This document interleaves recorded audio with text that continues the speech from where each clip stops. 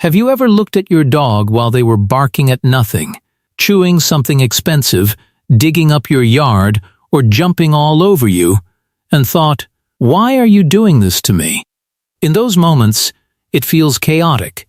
It feels irrational. Sometimes it even feels deliberate, like they know exactly what annoys you, and choose to do it anyway. But what if I told you something that might completely change the way you see your dog? None of it is random. Not the barking, not the chewing, not the digging, not the chasing. What looks like bad behavior on the surface is often a carefully structured form of communication underneath. Your dog doesn't misbehave without a reason. In fact, every behavior has a purpose. And once you understand that purpose, you stop reacting emotionally and start responding intelligently. But to get there, we need to challenge a belief most dog owners have. The belief that dogs act out of spite, stubbornness, or dominance. Because the truth is far more interesting than that. Let's start with something simple. Jumping. When your dog jumps on you, most people label it as hyperactivity or poor training. But from a biological perspective, jumping is a greeting ritual. Puppies jump toward their mother's face. It's instinctive. It's connection-driven. It's how they close distance and establish contact. So when your dog jumps on you after you've been gone all day, they're not trying to disrespect you. They're trying to reconnect. The problem begins with how we respond. If you laugh, push them away, talk loudly, or even scold them, your dog still receives attention. And attention, whether positive or negative, reinforces behavior. In their mind, jumping worked. It created engagement.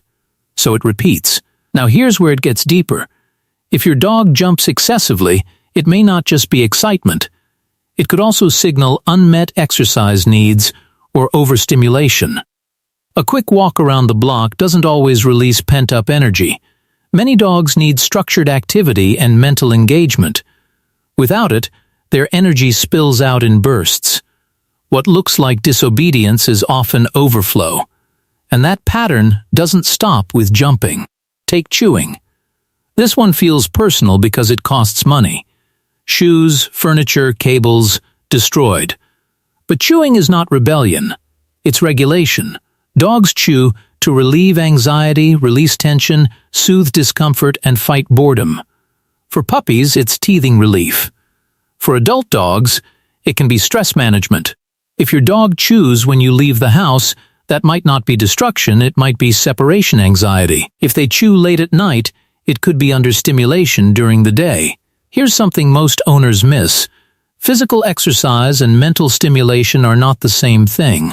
A dog can run for 20 minutes and still be mentally bored.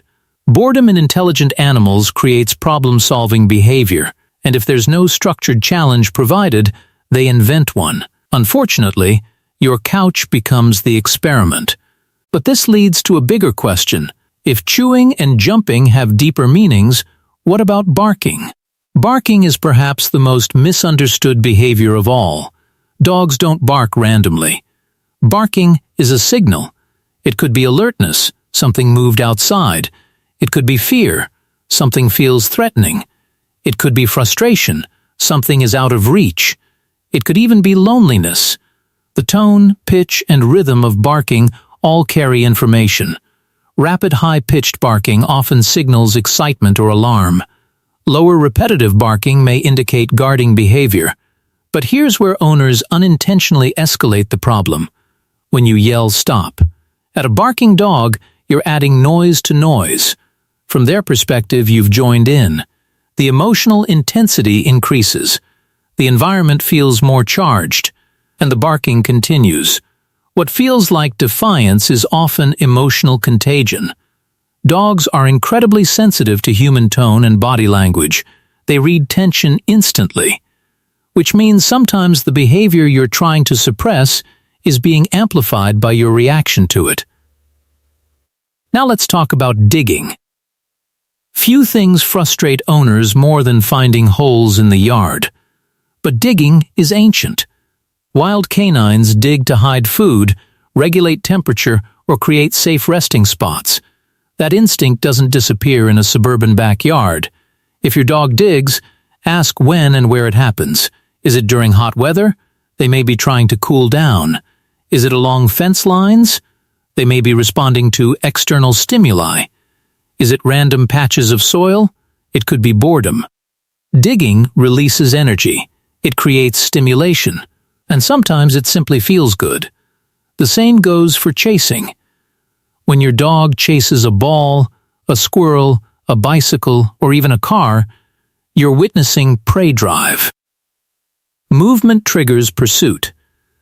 It's deeply wired into certain breeds more than others. Herding breeds, working breeds, hunting breeds, they were selectively bred for responsiveness to motion. Without structured outlets for that instinct, it surfaces unpredictably. That doesn't mean your dog is aggressive, it means biology is active. But here's the key shift.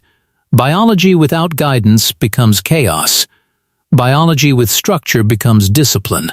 And this is where the entire conversation changes. Instead of asking, how do I stop this behavior? Start asking, what need is not being met?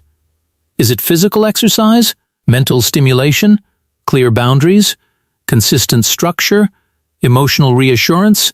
Dogs thrive on predictability. They relax when they understand expectations. Inconsistent reactions create confusion. Confusion creates anxiety. Anxiety creates behavior. Suddenly the cycle makes sense. The dog isn't bad, the dog is responding.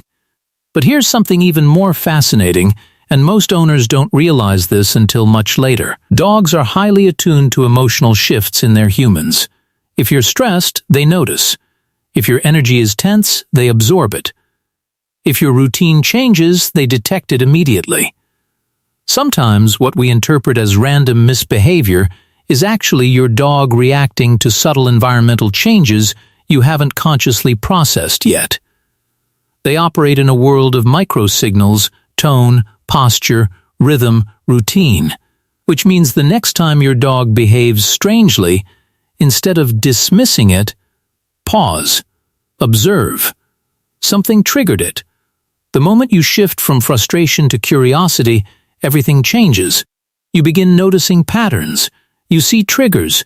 You anticipate responses. Your reactions become calmer.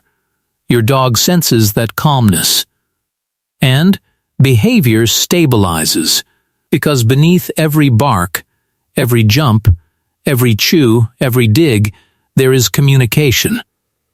Once you understand that layer of canine intelligence, you won't just correct behavior differently. You'll observe differently. And when that shift happens, your relationship with your dog moves from control to connection. And that's where real transformation begins.